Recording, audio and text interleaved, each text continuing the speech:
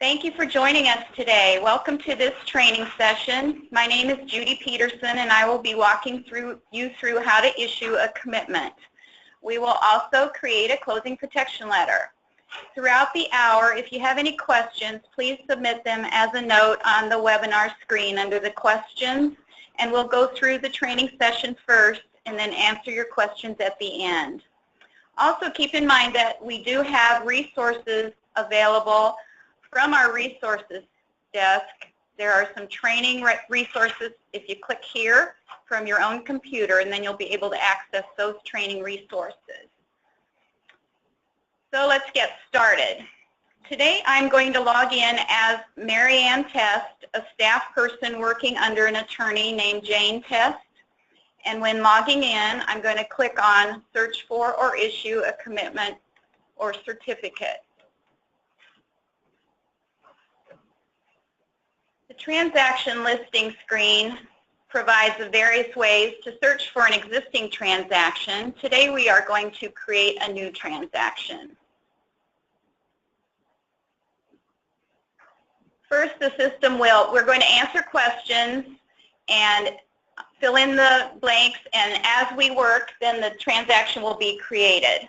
The first thing is determining who's going to sign this commitment. So it defaults to Jane Test. We're going to create a residential purchase transaction today, and as you can see, if you try to do a commercial or wetlands transaction, you'll get a message that directs you to our title guarantee staff who will work on those types of properties. I'm going to click on Commitment with Lender First coverage.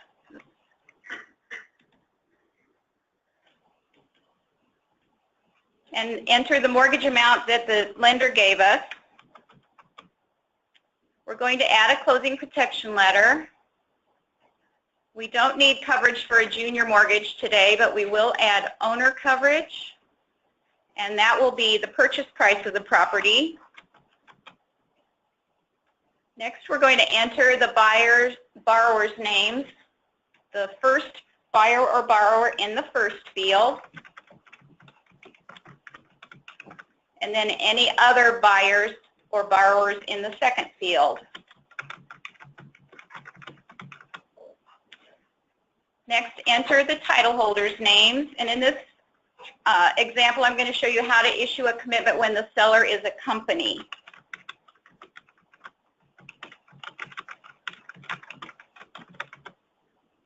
And you'll notice we're just putting names here, not any marital status or tenancy. So we'll create the transaction.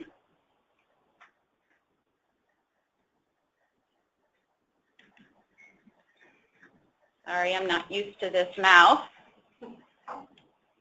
Okay. All right. The system creates the transaction with a unique 9-digit number. The first 2 digits are the year that the transaction was started. There's a banner that appears across the top of the screen, and that will remain as you work through the transaction screen. This banner contains information about that transaction. It also provides a place where you can enter your file number if you use that to manage your files.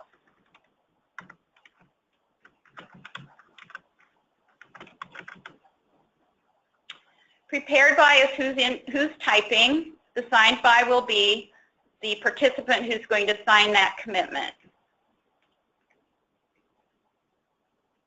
Here on the left we see the navigation bar, which provides all of the screens that we're going to need to complete in order to issue this commitment. Each one of these is designated with a red X, and as we work through and save the screens, they'll change to a green check mark. So we're going to start with the property screen. You'll enter the house number in the first field, and then the rest of the street name in the second field. The secondary number field is there if you have a unit number or condominium number that's part of the street address. For the city, you start typing your city name and then select it from the drop-down list. Iowa's already entered, So you put in the zip code. As you can see, there are red asterisks by some of those fields. That means those are required fields. You'll select the county from this list on the side.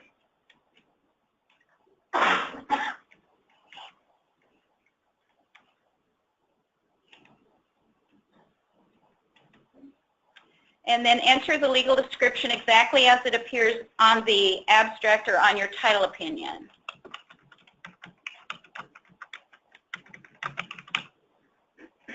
If your legal description contains reference to a specific number of acres, you'll click on this blue link, which adds a disclaimer that just states that no one from your office or our office went out and did a survey. It's just a disclaimer to be added. We have a Save Changes button at the bottom and at the top of each of these screens, and it doesn't matter which one you use. If anything is missing, if you've missed a field, let's take this out. Save Changes. This is going to be really annoying if I can't get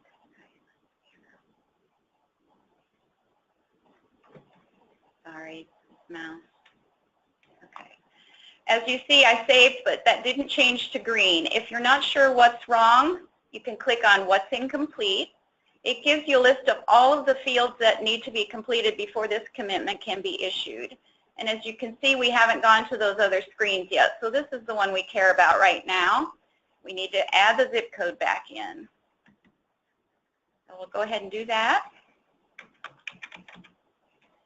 And now when I save changes, we get a different message. Now we're successfully saved and property screen turned to green, so we can move on to the general information screen.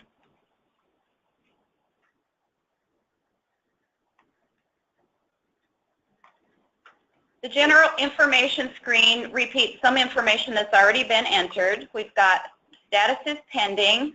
We're working on a purchase transaction. You can change this now if you need to. The premium is $160 so far, but that might change as we work through the screens. We're going to enter the abstract certification date and time.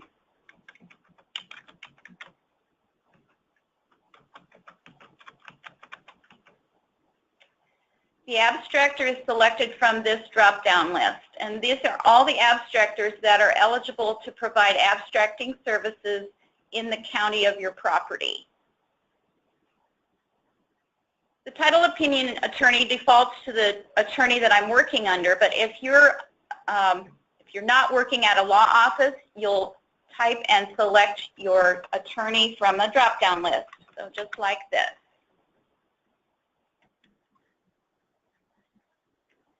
The borrowers and the title holders' names have been pulled in, and now we're going to select the entity type.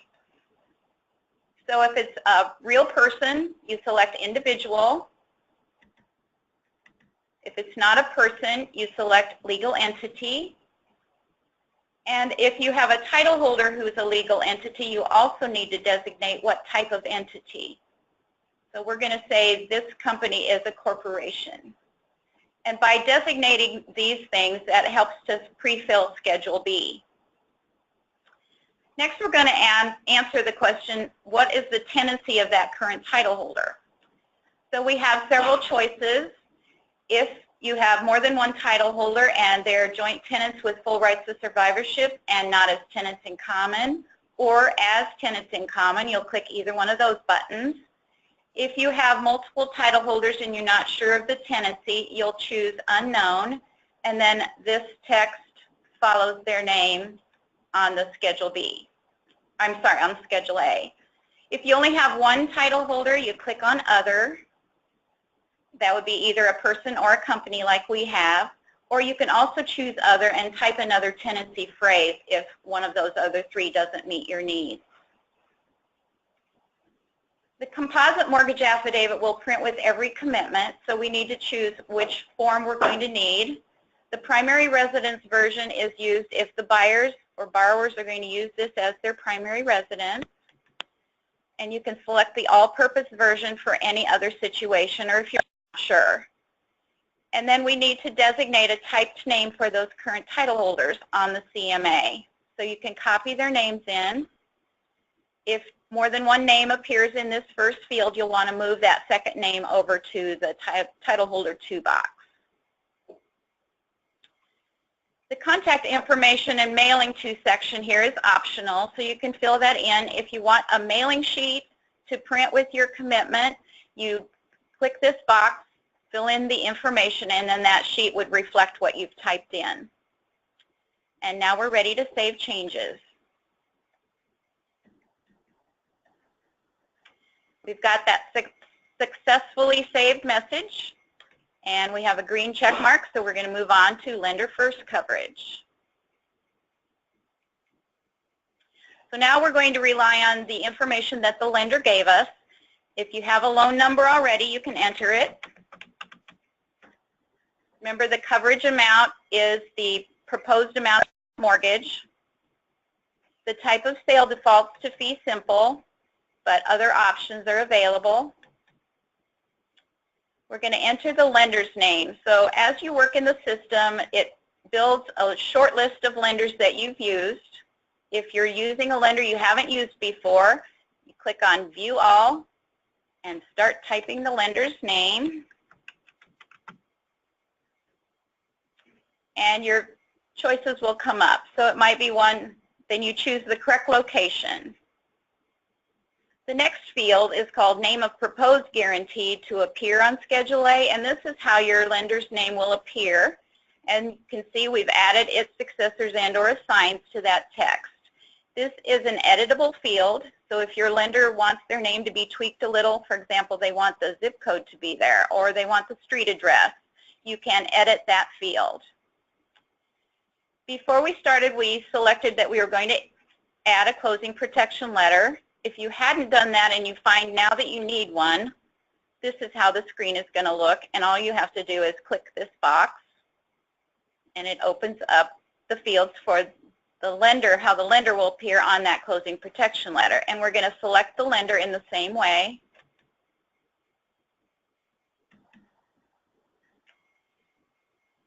The address fields are all editable, so if your lender's address needs to be tweaked a little bit, you can do that.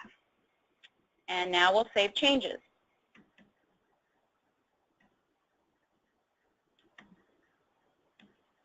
The lender first coverage screen is marked green, so we can move on to the lender endorsements. Our endorsements are listed here in this section. We have the most commonly requested listed first in bold type, and the rest are there in alphabetical order. We have quite a few. We've got the prices listed. There's also a question mark button there if you have a question about the endorsement. Anything that has a black flag will indicate that an underwriter might need to be involved. So if you hover over the flag, it gives you that message. So let's take a look at this endorsement. So if you click on the question mark, it gives you a brief overview of the endorsement, how to fill in the editable variables, any underwriting requirements, and then the full text of the endorsement. So that's good information if you're asked to provide an endorsement you haven't used before. To select the endorsement, you click on the box next to the name.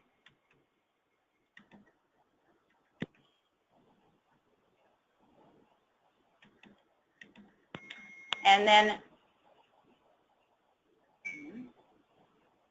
save changes.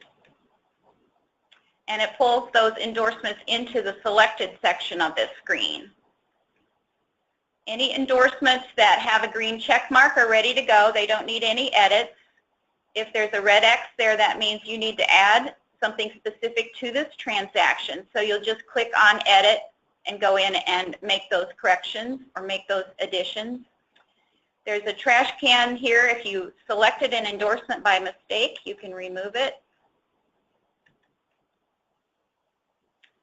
And now we're good to go. And once you save the endorsements you need, that screen is saved. And now we're ready to move on to the owner coverage.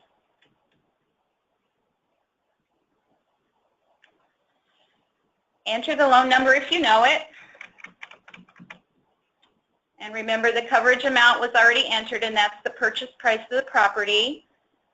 The premium for a concurrent certificate is $25, but we do offer free coverage if those buyers are going to use this property for their primary residence and their coverage amount is $500,000 or less.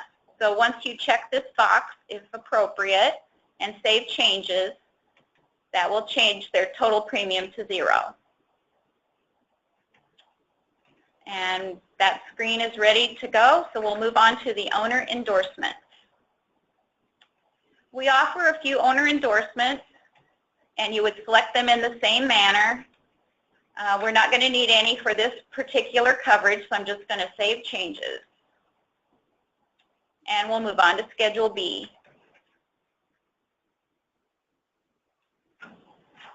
Schedule B is divided into two sections. We have Part 1 for the requirements, and Part 2 are the exceptions. In each of these sections, they're numbered separate. We've got some paragraphs that are not editable. Anything that appears within a box is editable. Some of them can be removed with a trash can. You can change the order of each section paragraph by using the up and down arrows here. And to add another blank paragraph to each of these sections, you can click on the blue plus sign, which adds a new paragraph. We have some additional Schedule B options available if you need help with the wording of a requirement or exception. And to get to those, you just expand the section that you need, and those are available. And I'll show you how to add those here in a second. So when we're working on Schedule B, I recommend that you start with the exceptions. So we'll move down to Part 2. The first 7 exceptions are standard exceptions that can't be changed or removed. So we're going to start with number 8, and this is the real estate taxes. The first sentence of this paragraph describes the tax year that we're in based on the certification date that was entered. The second part of this paragraph describes the status of those taxes as they should have been as of that date. So in most cases, this is text that you won't need to change because most people pay their taxes current. If necessary, you can change this. It's editable field. For example, if they've already paid that second installment of taxes, you'd want to change this to say second installment paid, or you can change the entire thing to say both installments paid. If there's a tax sale situation with this transaction, we recommend that you add another paragraph to describe your tax sale so that you're not cluttering up this paragraph. We do not want any tax amounts or parcel numbers listed in paragraph 8. If your lender requires that those be shown on the commitment, we ask that you add a note down here at the bottom and include that information. The second paragraph of the special exceptions prompts you to look for a current mortgage that might need to be released.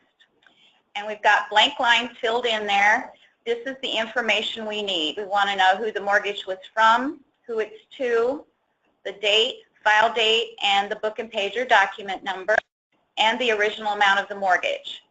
And if the mortgage was assigned, we want the date it was assigned, or the filing date, and the book and page or document number.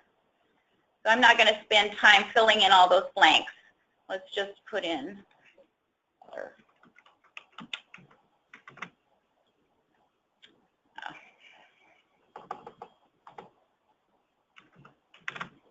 Okay.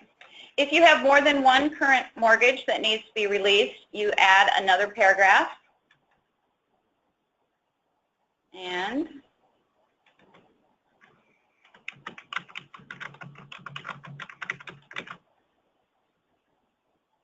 enter the same information as above. And you can always copy and paste your paragraphs in from a document that you're working from or type it in freehand. I want to see those mortgages one after the other on my commitment, so I'm going to move this mortgage up. So now they're shown one after the other. You'll always see some default paragraphs that come in this section, and we ask that those remain. Some of them you can't take off. And then you're going to add anything else that you see as an exception on the preliminary title opinion. So for example, any judgments, restrictive covenants, easements, condominium declaration, anything like that. So you can add those by clicking the box and filling in the information in that blank paragraph, or you can use the suggested text that we have up here. So let's go into the exceptions. We're going to say this property has covenants, conditions, and restrictions, and a homeowners association. So I'm going to go add those here. And to use these suggested text, if you click on the name of it, it brings up the text that will be imported if you select that. So you'll know which one you need. And to select it, you just click on the box next to that name. We're also going to need the homeowners association. So I'll select that as well. And then once you've selected the ones you need, click on Add, and it adds them as the last numbered paragraph of that section. So there we have the covenants, conditions, restrictions, and the homeowners association. So you would just fill in those blanks. And anything else that you see on your title opinion that's an objection, for example, the easements, you want to make sure you enter them and include the filing information. We don't include abstract entry numbers or any requirement language in this section. It's just the exceptions. Okay. And then the notes, again, you can fill in the tax information. Other things you might find in the notes are the 12 or 24 month chain of title that the lender asked you to provide. Or if you did a buyer search against those buyers and no liens were found, you would add that as a note. Of course, if you find judgments or liens against those buyers, those would be added here in the exception section, and you would want to require a release of those liens. So now we're done with the exceptions. Let's go up and work on the requirements. The first section of requirements are any documents that need to be recorded. So number one is the deed. Because our seller is a corporation, the system has created a corporate warranty deed from duly authorized officers of that company. And it's also added a note regarding the articles of incorporation of the company. There's a blank paragraph that appears after each deed paragraph, and that's only if your attorney has something special they want to say about that deed. Otherwise, you leave it blank. If your sellers are real persons, the deed would be a warranty deed from them and spouses, if any. It also would add a note making sure that the marital status of the grantors is shown on the deed. So this pre-fills based on our entity type that we entered earlier. The second paragraph of the requirements of record is the new mortgage. And this provides all the information that needs to be on that mortgage. So in our case, our buyers are persons, so it adds and spouses, if any, and adds that note requiring the marital status to be shown on the mortgage. You'll note that this paragraph doesn't have a trash can by it. This is the wording that we require for mortgages. The third paragraph reminds you to look to see if you need to require a release of any mortgages, current mortgages. So we're going to put the paragraph number in of the current mortgages as it's shown in Part 2. So let's go down and make sure we're putting in the right number. We have 9 and 10 for our current mortgage. So let's go back up and enter that.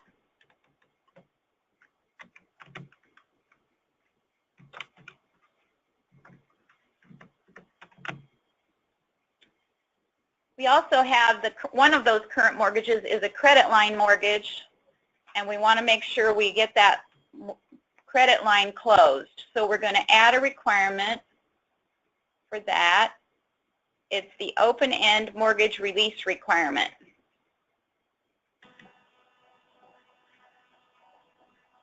That's this one, and that's added whenever you're paying off an open-end or credit line mortgage. And this is where you'd also add any other requirements that need to be recorded. For example, the release of a judgment, or if there's an affidavit that needs to be filed, you would add that in this section.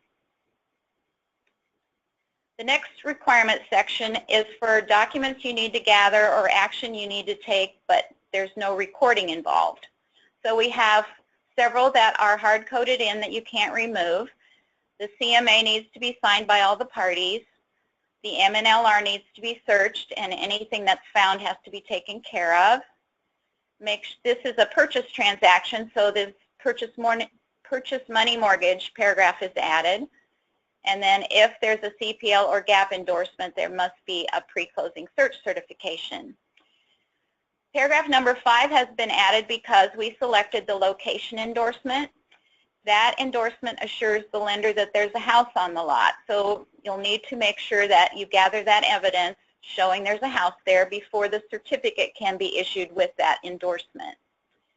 This is also the section where if anything else that needs to be taken care of that doesn't have to be recorded. So in our case, we have a homeowners association, so we're going to want to add that requirement for the letter. So we'll select this section now. Covenants, conditions, restrictions, homeowner letter.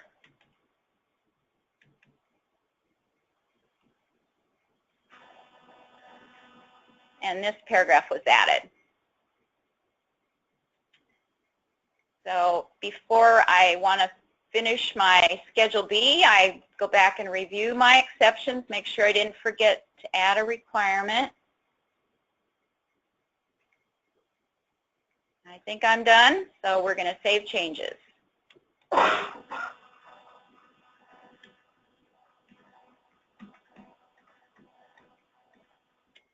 right, all of our screens are marked with green now, so we can review the commitment, get it ready to issue. So you go back to the commitment overview screen.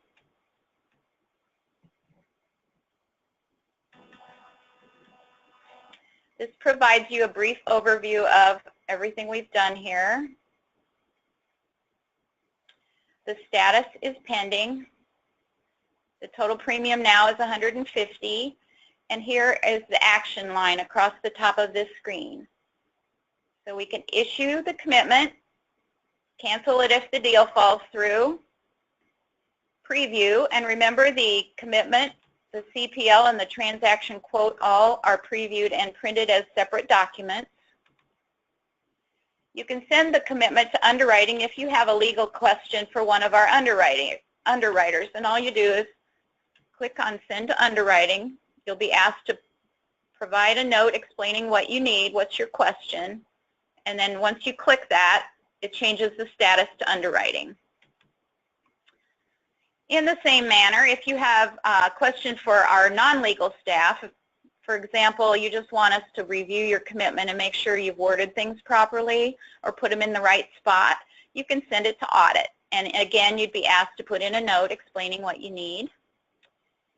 If you need to add another coverage to the commitment, you can do it now. Let's say we know now we need junior after all.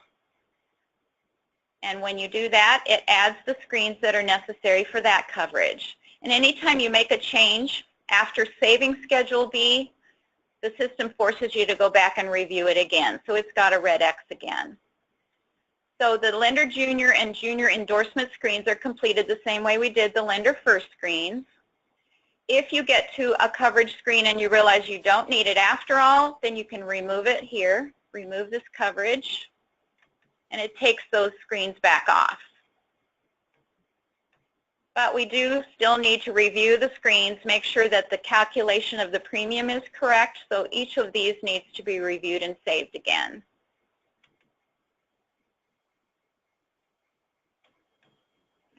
Didn't want that.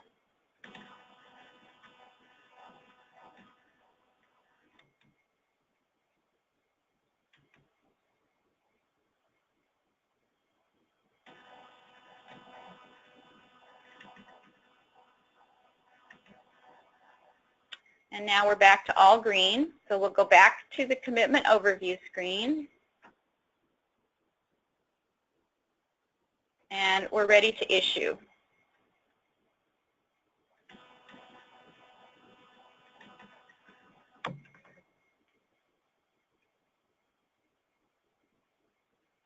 Once the commitment is issued, the 3 documents will print without that draft watermark, and they're ready for you to forward them on to your lender.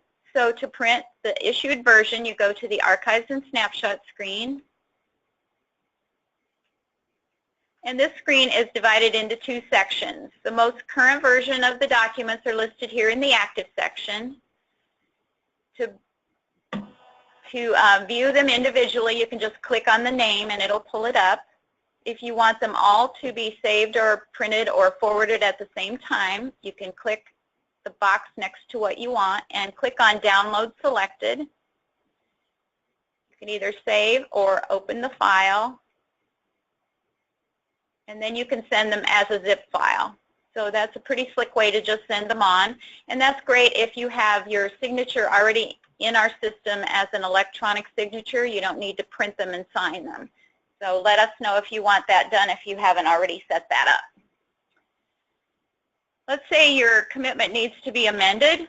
The lender calls and says they've changed the loan amount or for any other change. You go back to the commitment overview screen, and now your options include amend. So you can just make any change you need. It opens up all the screens. You'll be forced to review Schedule B again, but anything can be done to save that again. So let's go in and make a change to the coverage screen.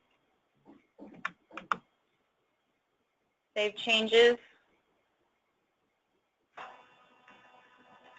Schedule B has been updated. Our mortgage paragraph now includes the new mortgage amount. So we're just going to save this, and we're ready to issue the commitment again.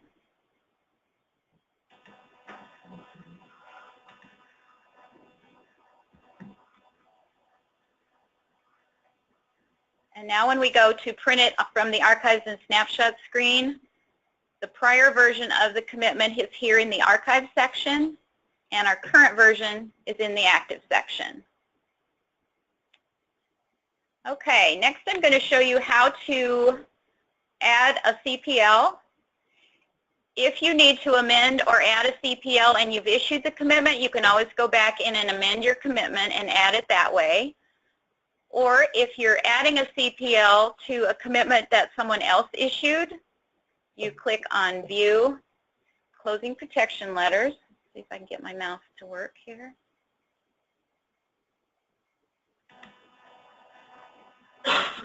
And on this screen, you just enter the commitment number that you have.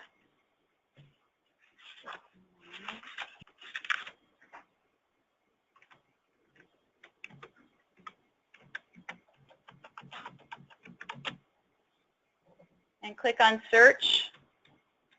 And if that commitment has been issued, is in issued status, and there's no CPL on it already, you'll find it. Oh, I typed it in. Let's try that again. So in the search results, just click on the commitment number. Here's some brief information about that transaction so you can make sure you're on the right file. You can print the commitment and the transaction quote. There's no CPL yet, but this is where you'll select your CPL lender, same way I showed you before. You just start typing that lender's name, and it'll pull up from our list. The CPL address fields are editable if you need to tweak their address. And then when you click Issue Closing Protection Letter, it creates the CPL for you, and now you'll be able to see it if you click on this button.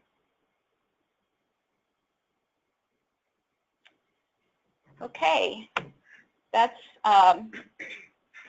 the end of our presentation for this. We'll look at our questions, and while I'm looking at the questions, Rhonda's going to talk a little bit about the e-payment. Hi, this is Rhonda Kimball. We hope that you enjoyed the presentation so far. We've got some upcoming webinars. We hope that you'll join us. Our next one is the certificates, and then we also have on the 21st e-payment. For those of you not familiar with e-payment, it's our safe and secure e-payment portal. You can go there to view your premium amounts, make sure your LEs are correct, make sure your CDs are correct. And again, it is a secure site, and we hope that you'll join us on the 21st. And any other comments on the e-payment so far? Okay. Okay.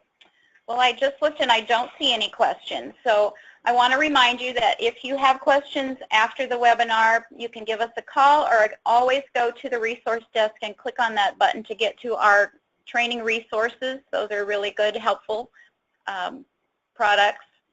And we hope you'll join us next week for the certificate training and the following week for the e-payment training. Thank you very much.